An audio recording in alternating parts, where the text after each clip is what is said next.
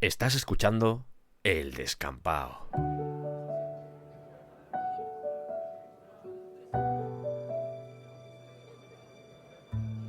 Corría el año 1989 y por primera vez en mi vida iba a ver una película en un cine de Madrid, en la capital. Hasta ese momento la única gran pantalla que había tenido frente a mí era la del cine al aire libre que abría durante los veranos en mi pueblo. Allí en ese cine vi, por ejemplo, ¿Quién engañó a Roger Rabbit?, Robocop o incluso El Príncipe de Zamunda, películas que muchas veces llegaban 2 o 3 años después de su estreno. Pero aquel día de octubre de 1989 había algo en el ambiente, algo diferente, algo que aún a día de hoy no puedo explicar. Fue en el desaparecido Palacio de la Música, un cine mítico de la Gran Vía madrileña, y estaba acompañado por mi madre y por mi hermana. La sala estaba llena, y además nos tocó en uno de los anfiteatros, y yo jamás había asistido a algo así. Todo era nuevo, el murmullo, el techo ornamentado, ampuloso, los asientos cómodos, y de repente se apagaron las luces y comenzó la música. Esa música. Estaba invadido por la emoción. Recorrí cada uno de los pasillos, de los recovecos que se muestran en esa introducción. Leí los nombres de los actores, de los productores, y cuando por fin el nombre de Batman apareció en la pantalla, te juro que toda la sala tembló, como si de un terremoto se tratara. Sé que es difícil de explicar, pero esa vibración nos poseyó a todos. Era una sensación, ya digo, desconocida para mí. Estaba a punto de contemplar algo grande, algo importante, y mi único deseo era que aquel viaje que estaba a punto de comenzar no terminara jamás. Ese era mi lugar, esa era mi casa. Hoy, 35 años después, ha llegado el momento de regresar a esa película. Un film que en cierto modo marcó mi vida. No solo porque aquel niño iba a ver respirar por primera vez a uno de sus héroes favoritos, sino porque por fin las piezas encajaban. Lo que tantas veces había leído en las viñetas era real. Porque aquella emoción, que todavía sigue poniéndome los pelos de punta, era real. Hoy, 35 años después, iniciamos esta saga dedicada al Batman de Tim Burton.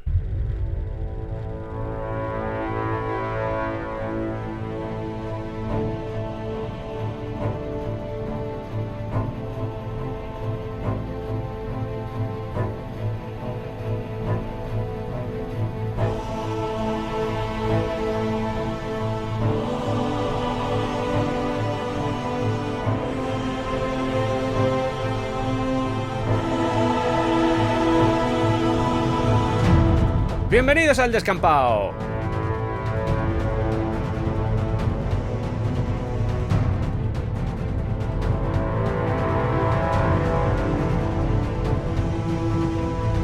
¿Qué tal? ¿Cómo estáis, bonicos y bonicas? Espero que hayáis disfrutado mucho de este verano. Me apetecía empezar el programa así, de esta forma. Ya sabéis que en el Descampao han pasado cosas. Ay, Dios mío. Yo Ay. me imagino que ya las sabéis, Ay. aunque poco a poco van evolucionando. Crucemos los dedos para que continúe así. En el momento en el que estamos grabando este programa, el 90% del contenido ya está en iVoox. Sobre el resto, sobre lo que falta, espero tener buenas noticias próximamente. Eso sí, os quiero animar a que me apoyéis en Patreon, porque allí estoy analizando discos, estamos haciendo cineclubs, subo bastante contenido, la verdad, y si realmente te gusta lo que hago y crees en este proyecto, yo te animo a ti, que estás escuchando esto, a que me ayudes desde ahí, porque todo apoyo será bienvenido. También tenemos merchant, por si os hace ilusión tener una camiseta del Descampao, chapas del Descampao, pegatinas, lo que sea. Me contactáis por mail o por donde os dé la gana y me preguntáis. Y ya sabéis que he cogido el ritual últimamente de que antes de ir con presentaciones y con cosas, os dejo unos segundos para que me contéis lo que queráis. Así que aquí tenéis 12 segundos para que me cuentes lo que quieras. ¿Qué tal estás?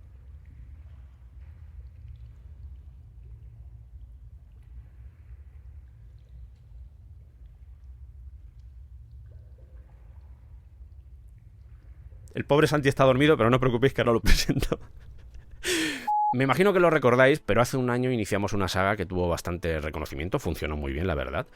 Una saga dedicada al Alien de Ridley Scott. Hablamos de su origen, del casting, de la producción, incluso dedicamos un episodio a analizar la película, que creo que fue muy interesante. Y un año después me hice una pregunta parecida. ¿Qué película ha sido especial en tu vida? Y el resultado lo tienes ante ti. Vamos a recorrer los entresijos de este Batman de 1989, su origen, sus personajes, su producción, la Batmanía, todo lo que supuso este film en la historia del cine o incluso en nuestra historia personal. Y me imagino que ya lo estás escuchando, pero mientras grabamos esto, nos encontramos en un tren, vamos de camino a Gotham para poder contar la historia mejor. Y sabéis que nos gusta mucho la francachela y la tontería. Y bueno, pues no podía faltar en este especial dedicado a Batman. Y viaja conmigo un viejo compañero de batalla, mi Dick Grayson particular, pero sin mallas, o... no, lleva mallas, ahora que me fijo. Y bueno, lleva colaborando en El Descampado 9 años. Yo sé que para él esta película también es muy especial porque somos prácticamente tenemos la misma edad y vivimos cosas parecidas. Tenemos un trasfondo con el mundo de los cómics y con todo que se parece bastante. Y es una persona a la que siempre me da mucha alegría presentarlo y tenerlo en El Descampado porque lo quiero mucho. Y ya está. Santiago Negro, ¿cómo estás? Yo te aviso que los trenes me duermo con mucha facilidad. El traqueteo me acuna y puede que en algún momento me tengas que dar un codazo porque ronco, ¿vale? Hola, hacía un año. Estoy muy contento de estar aquí y yo siempre he sido más fan del Robin sin mallas, pero he decidido ponérmelas por compostura, ¿vale? Yo soy fan del Robin original. Te queda muy bien, Santi. Siempre. Además, yo de espaldas gano mucho, eso es de toda la vida. Pero por el pelo, es que tienes mucho pelo, Santi. ¿Sabes qué? Esto es... Yo sé que para ti esta película también es especial, sí, porque yo creo que a una generación nos marcó en muchos sentidos. Y es que además creo que la historia que has contado tú puede ser muy parecida a la de todos nosotros, ¿no? Yo es que sí que tenía mucha experiencia en el cine porque al lado de mi cole había un cine. Un cine de estos súper antiguos con gallinero. Había una señora que era tan vieja como el cine vendiendo chucherías. Su marido era el señor que iba con la linterna apuntando a los chicos que se ponían en la última fila a meterse mano. O sea, todo como muy de la época, ¿no? Y sí que había visto ya varias películas y le tenía mucho cariño a ese lugar. Pero sí que es cierto que si recuerdo un momento cinematográfico en el que me volase la cabeza, como te pasó a ti, ¿no? El ritmo trotón de Danny Elfman sirviendo de introducción a lo que vendría después. Y recuerdo eso, que fue una experiencia de ese niño de 9, 10 años que podía tener entonces, en octubre del 89, sí.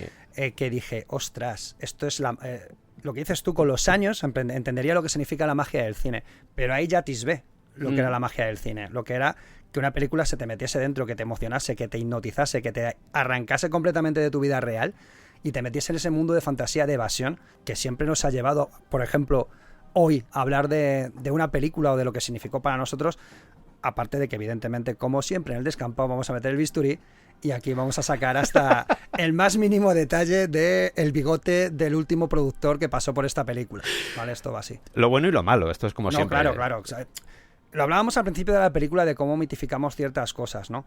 Y yo sigo mitificando esta película, pero también con los años también puedes poner esa pared y ser objetivo, con independencia de lo que te guste, lo que te emocionó y lo que saca a pasear a ese niño de 9 años, que eso es genial.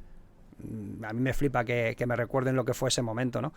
Pero también, hombre, hay que reconocer que hay cosas que envejecen mal. Una película con muchos años, 35 años. ¡Madre mía! ¡Qué respingo me ha dado! Pues han pasado muchas cosas, hemos aprendido mucho, hemos leído mucho y hemos visto mucho y sabemos, jolín, ser objetivos. No significa que la película sea mejor o peor, ¿no? Significa que, bueno, que las cosas hay que contextualizarlas, hay que decir el tiempo en el que se hicieron. Sí. Y precisamente Batman es un personaje que ha sufrido tantas revisiones posteriores que hay un debate muchas veces, no sé, ¿cuál es el mejor Batman? Da igual, eso es ridículo, ¿vale? Batman tiene muchas lecturas, claro. Algunas son un poco más infantiloides y otras son más... Yo que sé, es un personaje de ficción, leche, ya está. El cine per se en su naturaleza es emoción y no puedes establecer una competición entre emociones, tío. Cada vez que salen ese tipo de cosas yo digo, esto es innecesario. A mí me pasa algo, tú lo has dicho también, yo creo que fue, si no la primera vez, una de las primeras veces que entendí lo que era el cine. Es decir, yo hasta ese momento ya iba al videoclub y cogía películas, las veía en mi casa, o sea, disfrutaba de lo que era el cine. Pero ese es el momento en el que digo, en el que me emociono realmente viendo una película, cuando aparece, incluso antes de que se inicie ese ritmo trotón que dices tú, la marcha, cuando aparece Batman en la pantalla, que suena un gong, la orquesta hace el subidón, es que vibró el cine entero y yo me emocioné. Esto es el cine, tío, esto es lo que quiere el cine, que yo sienta este tipo de cosas, esto es lo que, en cierto modo a mí, más allá de que ya iba al videoclub y cogía películas tampoco nos imaginemos, Desapareció en Combate y cosas así. Sí, era canon. Claro, o sea, lo que había en la época, ¿no? Musculosos con no me cogía Metrópolis ni cosas. De hecho, cogí Metrópolis por error una vez y la devolví porque dije, ¿qué es esto? ¿Sabes? Pero creo que ese fue el momento en el que algo cambió en mí y aprendí a ver el cine de otra forma. Desde el punto de vista ya no solo del entretenimiento, sino también de la emoción. Aunque el entretenimiento lleva de por sí ya algo de emoción. Pero el momento en el que una película, que es una ficción, en una pantalla, es capaz de hacerte vibrar, tío. Y yo, igual, todo esto, yo hablo de emociones que podía intuir, ¿vale? No que había hecho un análisis adulto, ¿no? Claro, de lo que pasaba. Pero yo en ese momento también me di cuenta de la capacidad del cine para construir fantasías. Porque evidentemente, eres consciente de que Gotham no es una ciudad que existe. Pero, joder, es tan plausible, es tan... Incluso Batman. Claro, un espacio que te acabas creyendo. A mí que me engañasen de esa manera, porque al final el cine ese engaño es... Mira esta mano mientras hago cosas con la otra. Es eso. La sensación de que el cine es un arte. Evidentemente, luego con el tiempo descubres que hay muchos tipos de cine y de arte, ¿no? Pero en ese momento tener esa revelación, aunque no fuese del todo, o sea, ya digo, son intuiciones de niño, sí, a mí me hizo empezar a ver las películas de otra manera. Sí. 3, 4 años después, con 14, 15 años, que ya lo mismo. Empiezas a tener otra intuición, ¿no? Yo ya veía las películas, no te voy a decir que hacía análisis fílmicos, ¿vale? Pero me gustaba ver las películas de otra manera. Sí. Y creo que este Batman del 89 fue el comienzo del Santi de hoy en día, que es un cansino y se va al cine club a ver cine iraní. Pues, para que veáis lo que hace una película, ¿no? Que sea una película completamente comercial, fantasiosa, artificiosa y todo lo que acabe venosa, ¿vale? Pero consigue que un niño de 9 años empiece a intuir todo lo que hay detrás y empiece a interesarse por algo tan enorme como el cine en todo su esplendor. Que al final es la magia del cine. Tenemos claro que el cine no deja de ser, en cierto modo, manipulación, pero a veces la manipulación puede ser para algo positivo y para algo mágico. Y tengo una idea y puedo plasmarla en pantalla. Claro. Solo me hacen falta 100 millones de dólares, ¿vale? Pero no te hago esto, tío. ¿Pero qué son 100 millones de dólares? En contra de la ilusión de un niño. Pues no es nada, calderilla, hombre. Bueno, ya sabéis, podéis notar por nuestras palabras, incluso por nuestra voz, que estamos bastante emocionados de poder contar esta historia. No solo porque es importante para nosotros, sino porque en el fondo creo que conocer toda la tramoya que se esconde detrás del Batman del 89 va a ser un viaje súper interesante. Así que vamos a iniciarlo. Ya sabéis, yo me llamo Sergio. Esto es del Descampado. Perdona que te interrumpa, pero esto es como Alien. Nos ha ocurrido. Sí. Me ha pasado un mogollón de gente que no se había acercado a Alien en su vida.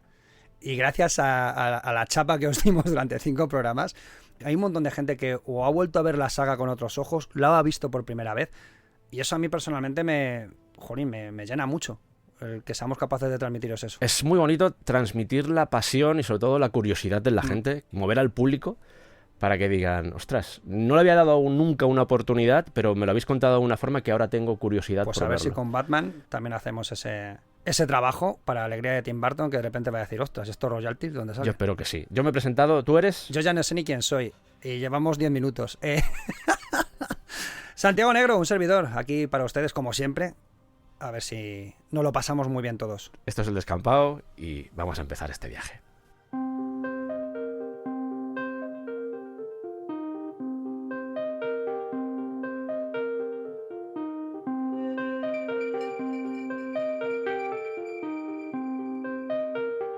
Ya sabéis que en el Descampado tenemos la tradición de dar mucho contexto, de reflejar los antecedentes, porque son importantes para entender lo que viene después, ya sea por un tema de influencias o simplemente para que veáis la evolución de cómo se plasman las cosas, por ejemplo, en un medio fílmico y cómo luego se acaban representando cuando pasan los años.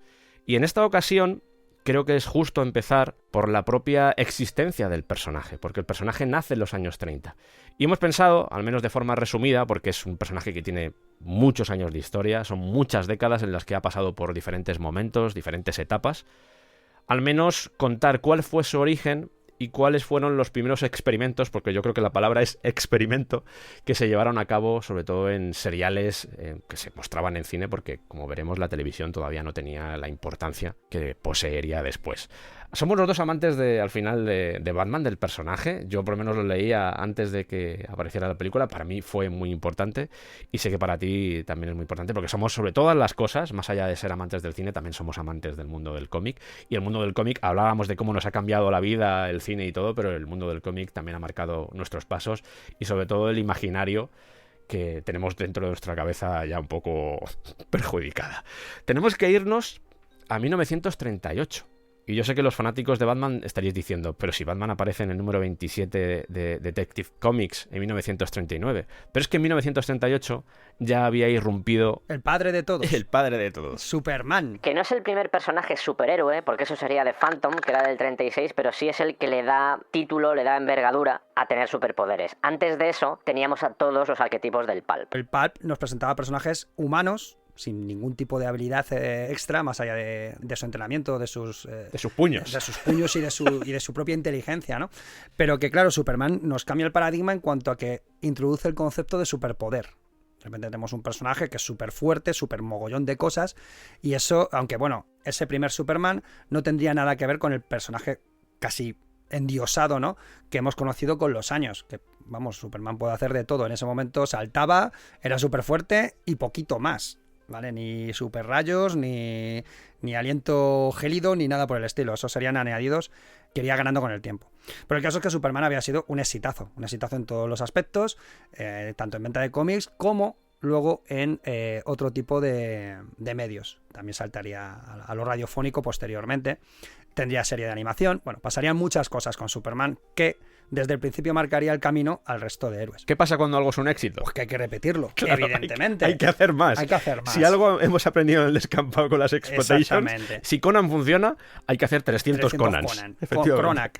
Pues aquí pasó algo parecido. Aparece el editor de DC Comics, que en ese momento no era DC Comics, todavía faltaba una temporadita para que adoptase ese nombre, pero llega a Bob Kane y le dice: oye, chaval, he estado viendo unos dibujitos tuyos, ¿no tendrás por ahí algo parecido a Superman? A ver si sacamos dinerito de todo esto. Y efectivamente el bueno de Bob ya tenía por ahí algunas cosillas. Presenta al señor editor y todo el mundo se frota las manos, dice: qué bien. Pero bueno, había que mejorar algunas cosillas. Sí. ¿Vale? No sé si habéis visto alguna vez el diseño original de Batman, que era Birdman en principio. Sí. Que no tenía nada que ver con el personaje posterior, que era más una especie de Flash Gordon pasado por un disco de David Bowie. Era una cosa muy rara aquello. Era un personaje con alas, una pistola láser, no sé, era como todo muy loco. Me ha gustado mucho la definición. Bebía un poco del mundo pulp al final, era un personaje del pulp. Eso es, sí, porque una de las cosas del pulp que veíamos en esos héroes es que eran todos genios científicos. Creaban instrumentos súper estrambóticos que les permitían viajar entre dimensiones o vencer a los malos a base de un rayo. Me recuerda mucho al malo de Phineas y Ferb, ¿no? Que siempre inventaba una cosa absurda. Pues eso viene del pulp, precisamente, ¿no? De inventar máquinas muy, muy extrañas que al final eran para combatir al mal, ¿no? En este caso llevaba antifaz, por ejemplo, que era Claro, muy de la época. Efectivamente. Por citar simplemente los 3 elementos que influyeron supuestamente a Bob Kane, porque si algo ha quedado patente también en el descampado es que Bob Kane no nos cae bien, ¿vale? Es un pirata de mucho cuidado. Está claro que era mala persona, entre otras cosas por algo que vamos a comentar a continuación, que ya os contamos en su día cuando hablamos porque ya hemos hablado de Batman en el pasado y os hemos narrado los protagonistas que estuvieron detrás de la creación del propio personaje. Pero hay 3 influencias claras. La primera que tuvo es la máquina voladora de Leonardo da Vinci, que es un poco como una avioneta con alas de murciélago. Douglas Fairbanks en La marca del zorro, hemos hablado alguna vez también sobre todo en los programas de cine mudo, la importancia de Douglas Fairbanks, y una película que se llama The Bat Whispers, donde el villano lleva un traje de murciélago, que esto ya tienes que echarle un poco de imaginación porque tú ves la película, yo he visto la película, bajo presupuesto, es un señor que va vestido de negro con 2 agujeros y que camina enchepado. Pero básicamente fueron esos 3 conceptos y de ahí sale lo que él al principio llamó Birdman, el hombre pájaro, aunque ya tenía visos de irse hacia el murciélago, pero es justamente con esa idea que decía Santi del personaje Pulp, cuando llega a la historia el señor Bill Finger, que era guionista, y le dice: yo creo que deberíamos hacer unos cambios, Bob. Efectivamente, incentiva en su diseño los aspectos más murciélaguiles del concepto que estaban trabajando. Que estamos hablando de un guionista que le está diciendo a un dibujante: oye, cambia esto porque no funciona bien. Me parece mejor, sí. Maravilloso. Digamos que la idea que estaban manejando los dos era la de eso, de un ser oscuro, nocturno. Y claro, el diseño que nos traía Kane, muy nocturno no era. De hecho, a mí me parece un superhéroe vestido de tal guisa y no sé, lo mismo me río. Era todo muy estridente. Y claro, el diseño que trabajaron después incluso vampirizaba un poco, ¿no?, el concepto del superhéroe y lo convertía precisamente en un hombre murciélago, ¿no? Y de hecho en esas primeras historias incluso empezaron a trabajar hacia aspectos paranormales y le acaban enfrentando a un vampiro de verdad. Una historia de las primeras que se publicaron que es fabulosa. Por citar algunos cambios, hemos mencionado que tenía un antifaz. Ese antifaz lo modificó por una capucha en la que tuviera como 2 cuernecitos. Ese fue uno de los grandes cambios, precisamente buscando parecerse más a un murciélago. Por toda la connotación de oscuridad, por todo lo que posee el murciélago en sí, y también simbólicamente lo que representa en la cultura, vamos a llevarlo por este camino. Pero introdujo más cambios. Por ejemplo, los ojos blancos fueron también idea de Bill Finger. Dijo, ese elemento terrorífico, de horror, de querer no solo acechar a los villanos, sino también asustarlos con su propia imagen, teniendo los ojos en blanco, aumentaría esa sensación. Por ejemplo, añadir la capa. En la versión original, que lo acerca más al hombre pájaro, tenía alas Batman. Quiero que os imaginéis a un personaje con antifaz, donde se le ven los ojos, que eso tampoco es muy dramático. Rubísimo. Rubísimo. O sea, madre mía, qué niño de póster nazi. Una cosa loca, ¿eh? No tenía guantes y Bill Finger dice, ponle guantes. Tenía partes rojas el traje. Muchas. Y cambia el rojo por el gris. Por el gris, que es más murciélaguil. Claro. Es más cercano al concepto que estamos intentando imprimir en el lector, ¿no? Que sea un personaje más oscuro y más acechante, vamos a decirlo así. Finalmente, el que le pone el nombre de Bruce Wayne es el propio Bill Finger. Además, la propia existencia de Gotham también nace de Bill Finger. Sería con el tiempo, porque al principio las primeras aventuras estaban situadas en Nueva York, que era donde ocurría todo. Y con el tiempo, claro, fueron amplificando la mitología alrededor del personaje. Al principio era todo muy simple, de hecho no tenía un origen claro tampoco. Era simplemente un filántropo, un chico millonario que había decidido dedicarse a luchar contra el crimen, utilizando su dinero y su ingenio para ser un luchador nocturno. Con el tiempo, todo esto se iría convirtiendo en una mitología propia con mucho más contenido. Lo que comentabas es el mismo ejemplo que con Superman. Comenzamos con un personaje con los elementos básicos que poco a poco, a medida que van entrando guionistas, a medida que se van contando historias, se va desarrollando y vas encontrando tu camino también. Estamos hablando de 1939 y ahí también hay que contextualizar. Claro, la primera historia de Superman es cojonuda. Llega un niño extraterrestre a la Tierra y lo único que sabemos es que es adulto y superpoderoso, pero lo que ha pasado entre medias no lo tenemos nada claro. El concepto del granjero, de Smallville, de los padres que influyen muchísimo en él para convertirle en el héroe que es, todo eso sería con los años a través de un análisis de la propia historia del personaje. Algo importante es que tenemos que considerar que los personajes no se creaban para perdurar, sino para vender. Exactamente. Que es muy diferente. Claro, nadie pensaba que 100 años después casi vamos a seguir contando historias de Superman y Batman. O sea, nadie. Fue una sorpresa hasta para ellos, es decir... En cierto modo, cuando van evolucionando los personajes y van pasando los años, hay que empezar también a darle cierta enjundia, porque si no se quedan al final como huecos. Y ha tenido muchas etapas Batman, además algunas de ellas maravillosas. Estamos utilizando la palabra superhéroe, pero en realidad es que posiblemente por ese origen pulp, Batman es un héroe, no es un superhéroe. O sea, no tiene superpoderes per se, que yo creo que es al final lo que nos puede servir de puente entre ese elemento pulp y lo que eran los superhéroes, pero no deja de ser un héroe. Es un señor que tiene gadgets, tiene cachivaches y los utiliza a su favor, además de que tiene buena forma física y todo lo que queramos. En estos primeros momentos, en estas primeras instancias, todavía la cosa tenía que desarrollarse, pero, como decimos, poco a poco se fue construyendo la mitología, como suele suceder con esto. Claro, se dan cuenta, sacan esto a la venta, sacan ese número 27, y se dan cuenta de que funciona bien, que a la gente le gusta. Seguramente por esa forma de religar lo que era el pasado con lo que estaba sucediendo en el mundo del cómic. Me imagino que también fue un poco por ahí. Pero el personaje triunfa. Y en 1943, pocos años después, en realidad, 4 años después, es cuando deciden hacer el primer serial. Un serial de 15 episodios que por aquella época, como ya hemos mencionado, la televisión todavía no tenía esa predominancia, era el cine. Y este serial, precisamente, se estrena en salas de cine.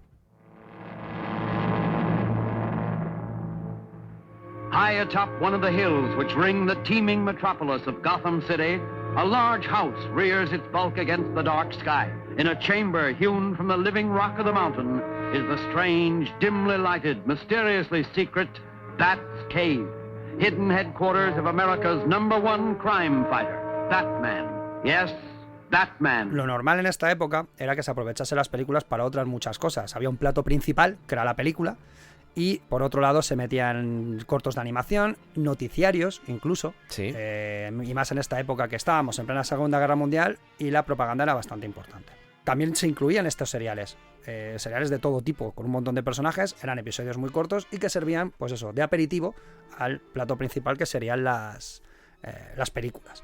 Lo curioso es que hasta este momento los seriales en radio era lo que realmente estaban funcionando, pero con Batman se decidió, de hecho el serial de Superman estaba siendo un pelotazo. Ahora iremos con el serial de Superman. Pero sin embargo con Batman pues apostó por hacer un serial de imagen real e introducirlo en los cines. Ni siquiera de animación, de imagen real.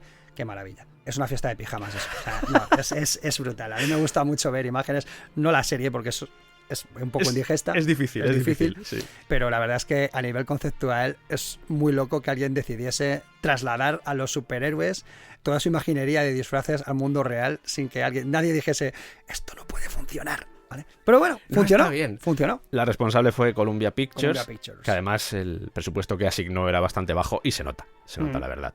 Siguiendo un poco con lo que comentabas del tono propagandístico, en el fondo aquí no interesa tanto Batman, sino aprovechar el nombre de Batman. Exacto, ¿Sabes? Se hacen un Joker. Es exagerado. A ver, aquí había muchos conceptos que no se podían utilizar sacados del cómic. Entre otras cosas, el personaje no podía ser un justiciero que actuaba por cuenta propia. Vigilante, como llaman. Claro, o sea, tenía que ser un héroe que estuviese adherido a la ley del orden nacional y patriota. Exactamente. Entonces, ¿qué hacen? Bueno, pues en vez de ser un héroe callejero, le convierten en agente de una agencia gubernamental, agente al servicio de los USA. ¿Y contra quién lucha, Santi? Pues contra quién va a luchar. Pues en este caso, como la guerra principal que estaban librando los Estados Unidos en este momento era la guerra del Pacífico, evidentemente los malos eran japoneses. Genios japoneses que pues morían en la sombra con la intención de hacer daño a los sacrosantos Estados Unidos de América. Así que el villano se llamaba Dr. Daka, que era japonés. Vale. Más allá de que sea un agente al servicio del gobierno de los Estados Unidos, que ya de por sí dices, ¿Batman? ¿Cómo? ¿Qué ha pasado aquí? Sí, al menos la serie nos ofreció algunas novedades, al menos en la gran pantalla.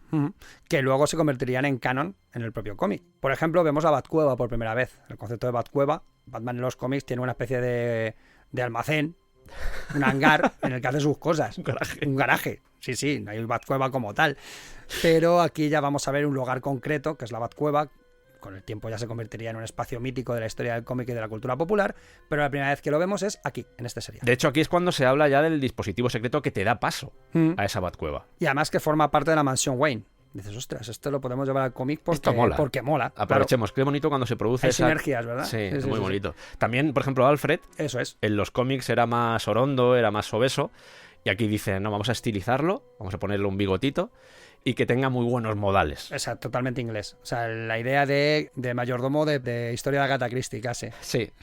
Pero igual se convirtió en un referente. Ahora mismo ya no nos imaginamos a Alfred de ninguna otra manera. Salvo ese hombre enjuto, abnegado y siempre con una pullita para su protegido, vamos a decirlo así. La flema inglesa. Exactamente. La flema inglesa. O sea, porque siempre... De hecho, una cosa que me gustó en la película de Tim Burton es precisamente que ese rollo de humor sutil para meterle caña al bueno de Bruce Wayne es una cosa que captaron bastante bien en el personaje. Sabéis que, claro, tú vives en la mansión Wayne y tienes que desplazarte de alguna forma a Gotham. ¿Y qué te hace falta? Un coche. El coche va a ser súper importante. No solo era importante en las historias de Batman en el cómic, sino que también en el cine vamos a ver cómo ese coche ha ido evolucionando. Y aquí de momento tenemos un coche. ¡Wow! Si tenemos a un agente al servicio del gobierno de los Estados Unidos, pues ¿qué coche le ponemos? Pues un Cadillac. Más americano que eso no lo hay. Lo curioso es que aquí se hicieron un Clark Kent. El coche no tiene nada de especial, es un Cadillac normal y corriente, pero es que es genial.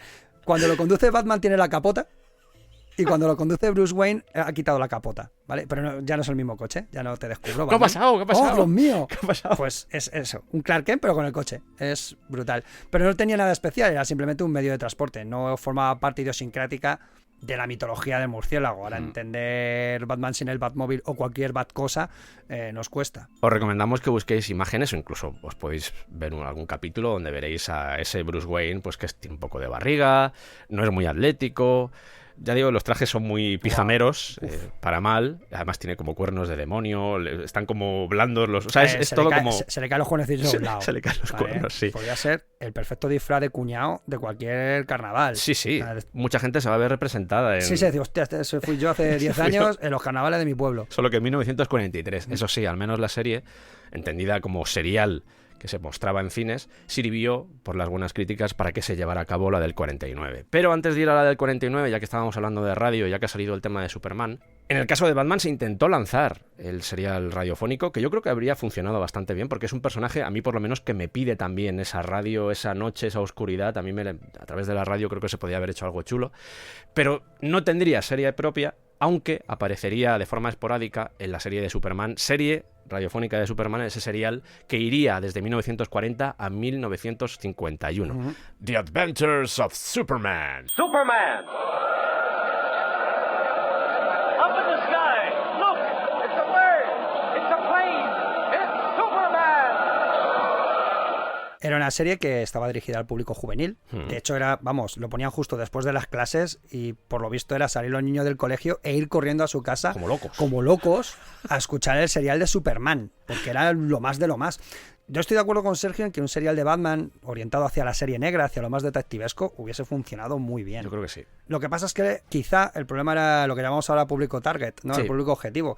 Que a lo mejor un serial orientado precisamente hacia esas historias más oscuras, más adultas incluso, no funcionarían entre el público juvenil que lo estaba petando después de las clases con Superman. Es que ya había ese tipo de género. Yo me imagino que fue por un tema de vamos a crear aquí un personaje que el target está más definido o está más orientado al público juvenil, pero al mismo tiempo esa temática, vamos a decir, de género negro, ya había otros programas personajes que ya estaban haciéndolo, Sí. efectivamente. Que eran, además, Otros justicieros. otros justicieros, La exactamente. sombra, mismamente. Estamos hablando de capítulos de 15 minutos. De aquí sale precisamente el Ajá. gran lema. El gran lema de Superman, ese que se nos ha metido en la cabeza, ¿es un pájaro? ¿Es un avión? No, es Superman. Y claro, los chavales cuando jugaban a Superman lo repetían constantemente. Hacer un serial durante tantos años es una demostración de que funcionaba bastante bien. Estuve buceando un poco en este serial. Encontré solo 2 historias en las que el protagonista es Batman, de los 2088 episodios que tuvo esto.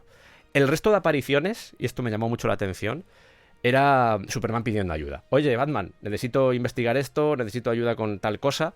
Y me hace mucha gracia porque se suele comentar, o al menos cuenta la leyenda, que Batman aparecía en el serial cuando el que hacía de Superman no podía grabar todo lo que normalmente grababa. Es decir, me voy de vacaciones o solo puedo grabar este trocito al principio.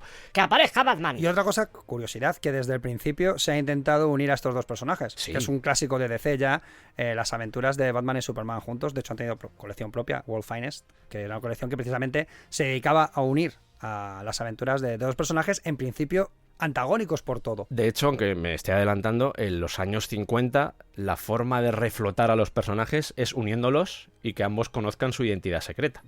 Que es un poco, ya estamos hablando de los años 50, pero bueno, antes de eso vamos a ir con el serial de 15 capítulos En cines. de Batman y Robin. 1949.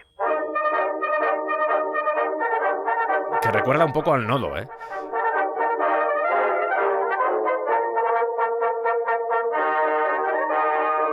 Además de que ya tenemos a Robin, está dirigido por Spencer Gordon Bennett. Os animo a que busquéis información sobre él, porque era un poco el rey de los seriales de la época, hacía todo tipo de cosas.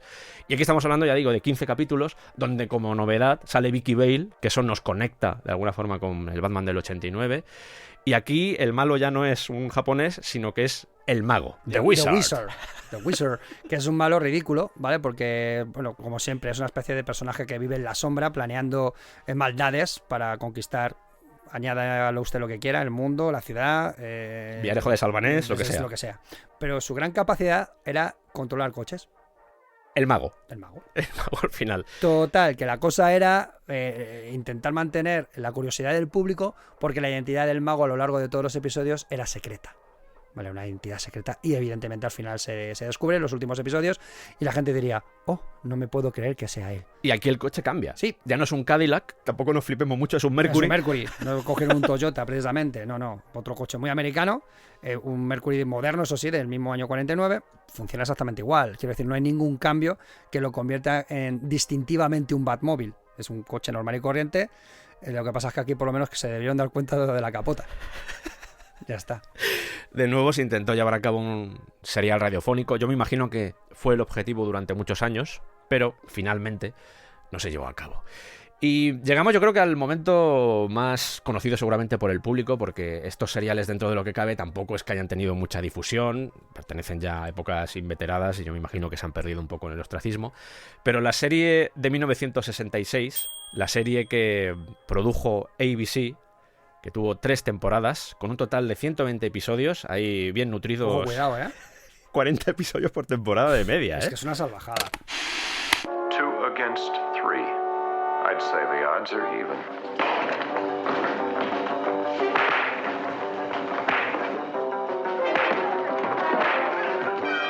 Ahí ya es cuando tenemos al Batman que muchos de nosotros vimos después de conocer al Batman de Michael Keaton. Y supuso un poco de shock. Claro, es que en España lo tuvimos al revés. Esta serie, hasta el éxito de Batman en el cine, no se estrenó esta serie del 66.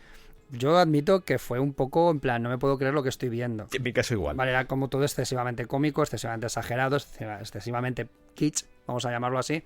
Y a mí me hizo un poco esguince de cerebro respecto a la idea que yo tenía de Batman. Que además, ya nosotros en el 89 habíamos visto una evolución del personaje, incluso en el cómic, bastante potente. Ya no tenía nada que ver con este Batman sonriente, dicharachero, haciendo chistes. ¿Qué es más? Tampoco había una diferencia notable respecto al cómic. El cómic en los años 50, principios de los 60, tenía un tono muy humorístico. Teníamos este Batman de mandíbula cuadrada, Sí. sonriente, que hacía chistes cuando pegaba a los malos. Y esta serie lo que hizo fue un poco trasladar ese lenguaje del cómic, además creo que de manera bastante acertada, visto con el tiempo, claro. Fue de los primeros productos visuales que no tenía ningún miedo en aceptar el cómic como inspiración. Esos golpes de Batman con esas onomatopeyas y cosas por el estilo que marcaron el estilo de la serie. Nos acordamos más de un puff Sí. y un boom que de lo que iban los episodios como tal, ¿no? Entonces, ¿tiene una serie de elementos que son reivindicables? Sí, los tiene. Los tiene, y además fue importante en el sentido de impacto cultural, como vamos a ver posteriormente. Casi todo el mundo que se implicó en la película del Batman del 89 tenía más referencias de esta serie que de los cómics de Batman. Correcto. Prácticamente nadie se había leído un cómic en esta historia, pero todo el mundo había visto la serie de los 60 porque eran niños, y lo que nos pasó a Sergio y a mí con la película del 89 les pasó a todos estos niños con la serie de televisión de los 60. Les hizo boom la cabeza y dijeron, jo, esto mola, yo quiero dedicarme a esto. A continuación te voy a hablar de una excepción de uno de esos niños que dijo: ¿qué mierda es esta? Ah, ya, bueno, sí. ¿Qué mierda sí, me estáis sí. mostrando? Yo antes lo comentábamos, hemos conversado, porque esta serie no deja, al igual que la película del 89 es importante, dentro de nuestro imaginario, pues esta serie fue un shock por muchos motivos. Para mí no era Batman esto, era otra cosa, era una especie de James Bond mezclado con Batman, con muchos colores, pero Y no, droga. yo no veía reflejado lo que yo había leído, lo que yo había visto en el cine, no pretendía. También luego cuando te enteras, que cuando eres joven igual no eres consciente de eso, pero cuando te enteras que esto pertenece a los años 60, que forma parte de un movimiento también, incluso visual, pues ya le empiezas a dar un poco más de coherencia y de sentido. Pero fue sorprendente. Yo la primera vez que lo vi dije, pero Batman, ¿Qué es ¿qué es esto? Pues sí, pero mira el traje, o sea... ¿Por qué Batman lleva bañador? Exactamente. ¿Por qué qué? está el Joker con el traje del Joker con bermudas por encima haciendo surf? ¿Qué ocurre? De esta serie podría hablar largo y tendido porque sé cosas, ¿vale? Sería un programa entero solo hablar de la serie de Batman. Es porque es que Esta serie se gestó en la mansión de Hugh Hefner. Hicieron un visionado del serial de 1943 y alguien dijo, oye, ¿y si los productores que había detrás de esto no se habían leído ni un cómic? Y directamente cogieron y dijeron, pues no, adelante. lo vamos a hacer así. Además utilizan la palabra campi. La palabra campi podría ser algo así como cursi. Exagerado, amariposado, amanerado, teatral. Va a aparecer a lo largo de este especial varias veces, incluso seguramente en el posterior, porque es un poco a lo que se iban a enfrentar los creadores o los que estaban, los defensores de la versión del 89 que fuera seria y oscura. A esta visión que habían mostrado de los años 60, esa visión pop art, campi, como dicen ellos, sí, colorista. con mucho color y con todo, era precisamente el gran enemigo, la gran némesis a la que se iban a tener que enfrentar a lo largo del proceso de creación. Pero como digo, es curioso que dos mundos, como era en este caso el televisivo y el cómic, sin haber entrado en contacto en ningún momento, porque como digo, aquí nadie se había leído un cómic, al final el tono de Batman era prácticamente el mismo. Porque ya digo, durante los años 50, con el tema de... Es que aquí hay mucha tela que cortar, ¿no? Sí. Pero aparece el Comics Code y Batman es un personaje que recibe muchísimas críticas en todos los sentidos. Es un vigilante, volvemos Un otra vez. vigilante, excesivamente violento para la época, acusaciones de homosexualidad que siguen dando memes a día de hoy, Sí. cosas por el estilo que hicieron que el personaje fuese revisitado completamente y le convirtieron en un personaje humorístico con unos villanos pintorescos que hacían cosas muy poco villanescas. Vamos un poco con el elenco de la serie. Venga, Venga, en primer lugar tenemos a Adam West. leyenda de la televisión, Leyenda por de la favor, televisión. que es icono, incluso meme. Ya hablaremos de algunas cosillas de este señor. Pero Pobrecito bueno, mío. ha sido personaje recurrente, por ejemplo, en Padre de Familia. Correcto. Cosas así. En Big Bang Theory también se ha convertido un poco parodia de sí mismo. Aceptada por él, ¿eh? O sea, en el sentido de... Es que en el fondo no le quedó otra. Fue Claro, una losa. eso es. De hecho, hemos hablado en otros descampados, hemos hablado de actores que se quedaron encasillados. El propio Mark Hamill también pasó por algo parecido. Actores que se quedan encapsulados en un personaje y no hay forma de sacarlos de ahí. Y a Adam West le pasó. Y a veces con resultados dramáticos. Sí. Podemos hablar un día de Johnny Weissmuller. Un día podemos hacer, mira, un especial Tarzán, a la bestia. Pero Johnny Weissmuller es uno de los casos más dramáticos. O sea, acabó pegando voces y enganchándose a la lámpara de su casa porque se creía literalmente Tarzán. Bela Lugosi, sin ir Eso más es, lejos. Bela Lugosi. Hay casos bastante dramáticos. Otros, como por ejemplo Adam West, que acabó aceptando ese papel de vieja gloria y de que al final está bien reírse de uno mismo, ¿no? Y lo aprovechó, vaya que sí lo aprovechó. En el papel de Robin, ayudante de Batman, tenemos a Burt Ward, que ahora te contaré una cosa que no sé si la sabes, pero vas a flipar Probablemente bastante. no. De Alfred hace Alan Napier. Alan Napier. Caramba, Napier, ese apellido me suena. Quedémonos con ese apellido. También estaba por ahí la tía Harriet Cooper, pero bueno, ayudaban, por ejemplo, a Batman, Batgirl, el comisario de policía a bordo, los clásicos, el jefe de policía O'Hara. Pero sobre todo, donde más brillaba la serie, que es un poco también donde más ha brillado, o al menos casi siempre, Batman, en los villanos. En los villanos. Entre los villanos contamos, por ejemplo, con el Acertijo, el clásico Enigma, Joker, César Romero, no me quiero afeitar el bigote, Qué pintadme... grande. Lo de pintarme el bigote por encima. El pingüino, que es Burgess Meredith, que por cierto, no sé si lo sabéis, pero es el señor mayor que entrena a Rocky, Burgess Meredith, así como curiosidad. El cascarón, que lo interpretaba Vincent Price, que me parece el papel maravilloso, o sea, es un señor con una cabeza muy gorda, por decirlo así. Salió poco, pero por ahí estaba Vincent Price. Estaba también Joan Collins, por ejemplo. Y luego hay historias que son muy llamativas, como por ejemplo la de Catwoman. Eso es. Por entender también cómo era la época y también lo poco que hemos evolucionado. Voilà, ahí está. Catwoman, la primera actriz que interpretó a este personaje, fue Julie Newmar. Se encargó de llevar su negro y encuerado uniforme durante la primera y la segunda temporada. El uniforme de Michelle Pfeiffer es una evolución siniestra del mismo uniforme que llevaba Newmar en aquella época. Estoy de acuerdo. En la tercera temporada es cuando empiezan los problemas, porque hay un recast. No sé muy bien qué pasó ahí, pero hay un recast y se coge a una nueva actriz. A ver si me sale bien el nombre porque es complicado, ¿vale? Eartha Kitt, ¿vale? Es la actriz que va a interpretar a Catwoman en la tercera temporada. Por supuesto hubo polémica. ¿Por qué? Porque la actriz era negra. Entonces, imaginaos que había Twitter entonces. ¡Guau, chaval! Y como decía Sergio, es increíble lo poquito que hemos evolucionado, porque los comentarios podían haber sido hechos por cualquier niño rata de la actualidad. Lo único que en esa época mandaban cartas. Y algunos llamaban por teléfono, pero sobre todo mandaban cartas. No teníamos que ver todos las gilipolleces que escribían. Exactamente, era como más privado. Pero eres bueno, imbécil, pero queda entre tú y el productor.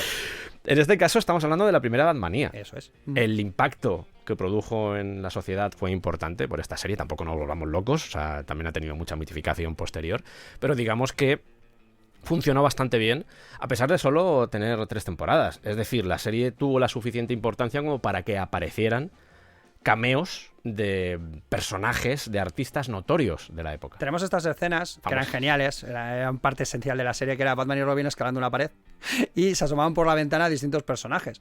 Y por esa ventana se asomaron pues, rostros muy conocidos, el propio Bruce Lee, cuando en ese momento interpretaba a Kato en la serie del Avispón Verde, que tenía un tono muy parecido a este Batman, que era otro justiciero pulp, heredero de esta tradición de la que estamos hablando. Pero, como digo, los que se asomaron por esa ventana, pues tenemos mogollón de nombres importantes en la época. La serie al final, curiosamente, se cancela. ABC la cancela. Y la NBC, de ABC, pasaron a NBC, dijo, oye, pues nosotros queremos producirla. ¿Qué sucedió?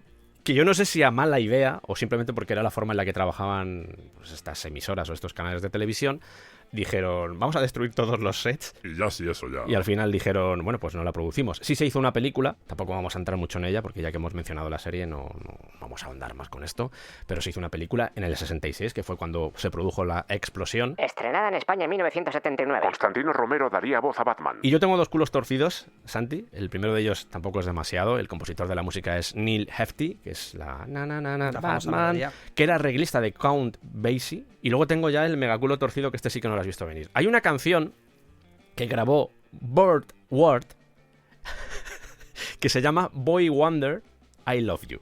Esto promete, según me lo estás planteando. ¿Sabes quién escribió y arregló esa canción?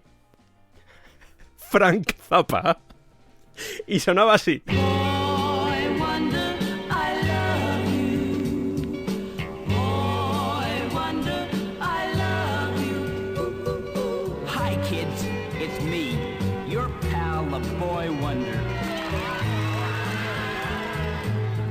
Y esta es la manera de Sergio de introducir a Frank Zappa en un programa en el que no tenía nada que ver. Me encanta. Jo, qué torero eres, de verdad. Soy un puto profesional de esto.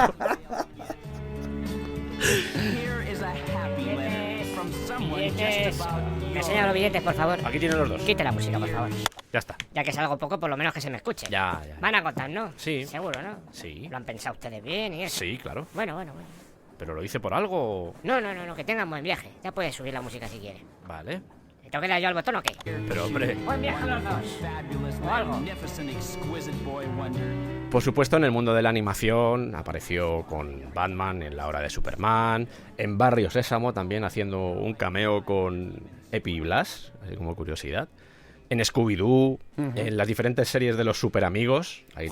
Igual, de los Superamigos te podemos hacer un programa, tranquilamente, porque ostras, esa serie... Ahí te la hay. La cantidad de baneos, de idas, de venidas, de cambios de productor... Buah, es alucinante lo de los Superamigos. En general, todo en lo que estuviera metido Hanna-Barbera, ahí de vez en cuando había algún cameo de Batman. Se lanzaron discos, cintas, libros...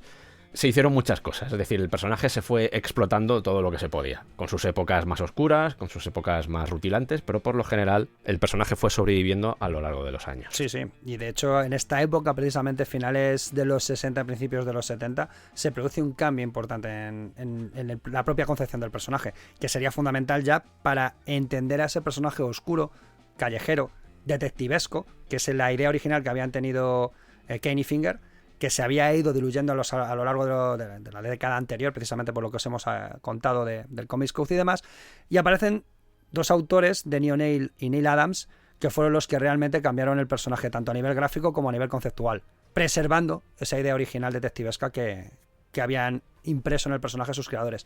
Ese personaje feliz, sonriente, etcétera, etcétera, empezaba a quedar atrás, por lo menos en el mundo de los cómics. Como digo, a nivel visual, a nivel de cultura popular, la serie de los 60 era lo que todo el mundo conocía. Los cómics eran mucho más minoritarios.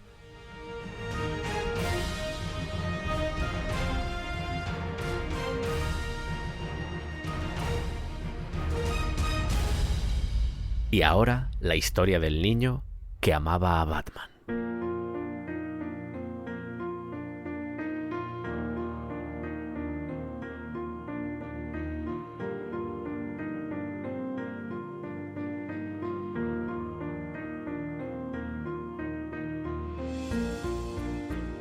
Nuestra historia comienza en una casa de Ocean Township, que está en Nueva Jersey, en Estados Unidos. Estamos a finales de los 50. Y en una de las habitaciones de esa casa vemos a un niño que está leyendo tumbado en la cama. Lee un cómic de Batman. Y mientras pasa las páginas lleno de emoción, algunos pensamientos aparecen por su mente. Este personaje no tiene superpoderes, los villanos son maravillosos. Ojalá pueda estudiar y trabajar lo suficiente para hacer algo parecido a lo que hace Batman. Ojalá en el futuro incluso pueda escribir las historias de Batman.